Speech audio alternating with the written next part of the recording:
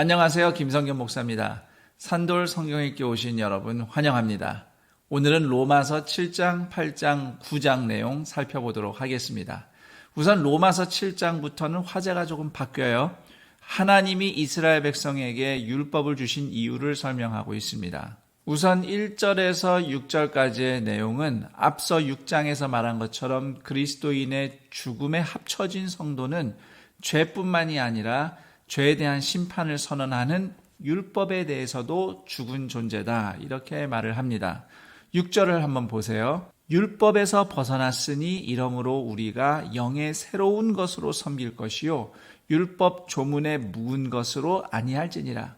다시 말해서 율법보다 더 온전한 성령의 다스리심을 받으며 살아간다는 뜻입니다.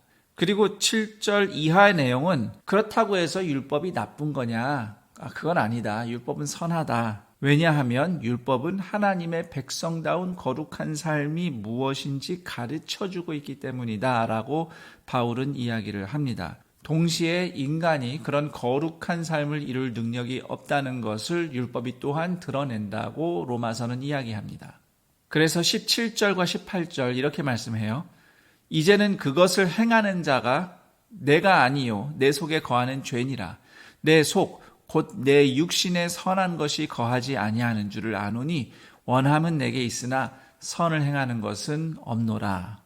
여기서 육신이라는 말은 꼭 육체, 몸만 의미하는 것은 아닙니다. 내 마음속에 있는 인간적인 욕심을 얘기하는 거예요. 육신의 정욕이라고 할 때는. 그래서 내 안에 선을 행하는 게 없어서 어떻다는 겁니까? 24절.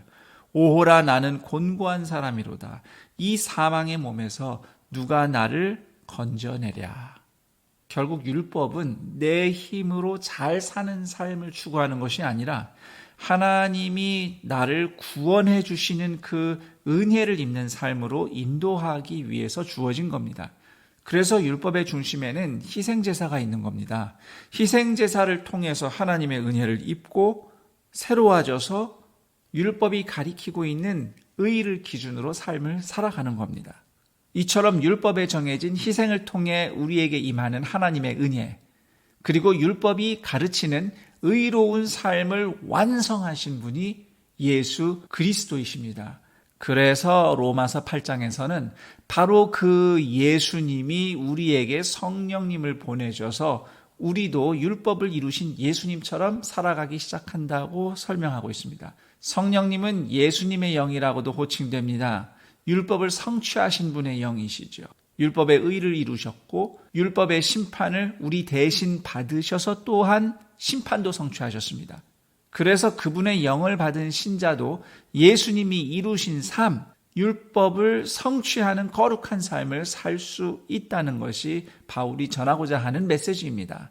4절을 보세요. 육신을 따르지 않고 그 영을 따라 행하는 우리에게 율법의 요구가 이루어지게 하려 하심이니라. 율법의 요구, 즉 율법이 가리키는 거룩함을 얘기하는 겁니다. 그게 이루어져요. 성령을 따라 살 때에.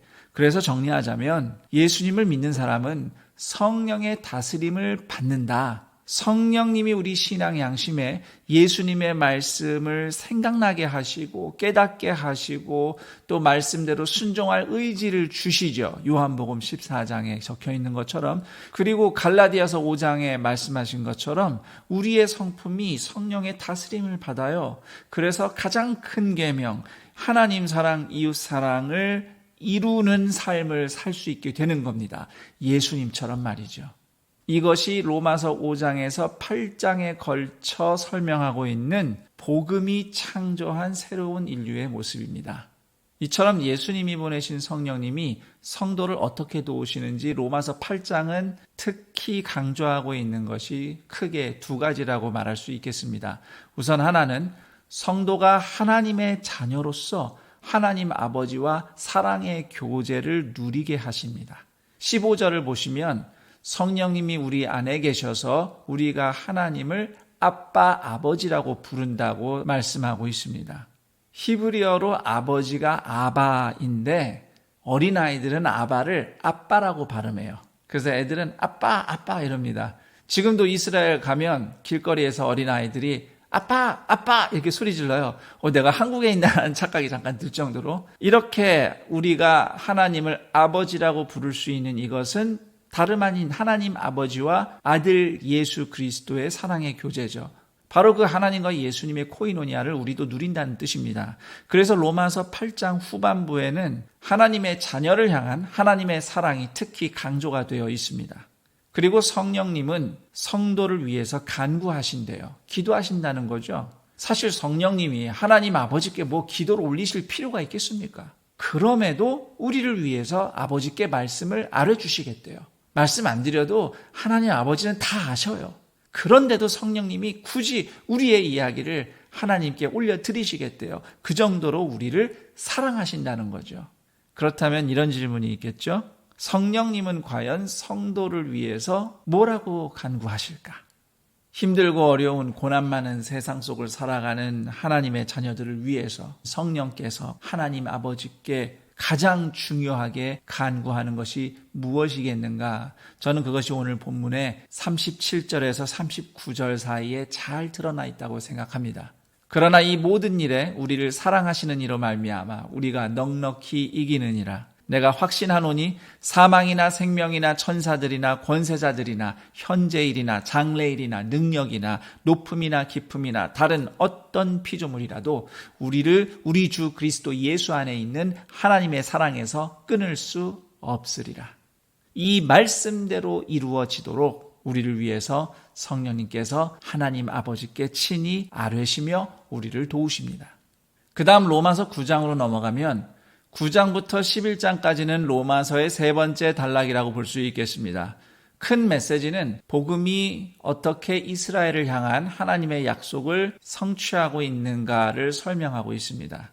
우선 9장은 이스라엘이 예수님을 믿지 않는 상황에서 하나님의 약속은 과연 어떻게 이루어졌는가 하는 문제를 다루고 있는데 먼저 8절을 읽어보도록 하겠습니다. 곧 육신의 자녀가 하나님의 자녀가 아니요 오직 약속의 자녀가 씨로 여기심을 받느니라. 하나님은 아브라함의 후손에게 약속을 주셨다고 해서 이스라엘 사람이라면 누구나 다 무조건 구원하신 것이 아니라는 것을 이야기합니다. 아브라함처럼 약속을 주신 하나님을 믿음으로써 의롭게 된 사람들이 하나님의 가족으로 들어간다는 겁니다. 그래서 아브라함 후손 중에는 이삭의 후손, 또 이삭의 후손 중에는 야곱의 후손이 택함을 받은 것이지요. 그러므로 이스라엘의 불순종의 역사는 결코 실패가 아니라는 겁니다. 하나님은 약속대로 구원할 사람들은 계속 구원해 오셨습니다. 그리고 사람들이 불순종을 하는 상황에서도 하나님은 그분의 절대 주권을 가지시고 구원을 이루신다고 로마서는 이야기합니다. 17절에서 애굽의 바로의 불순종의 예를 들면서 구약시대 이스라엘의 불순종은 25절에 말씀하고 있는 것처럼 오히려 하나님이 선지자를 통해서 이미 약속하신 대로 이방의 구원을 이루시는 기회로 사용이 됩니다. 자, 여기까지가 로마서 7장, 8장, 9장의 내용이 되겠습니다. 그럼 전 여기서 인사드리고 내일 그 다음 장 내용과 함께 여러분을 만나도록 하겠습니다. 감사합니다.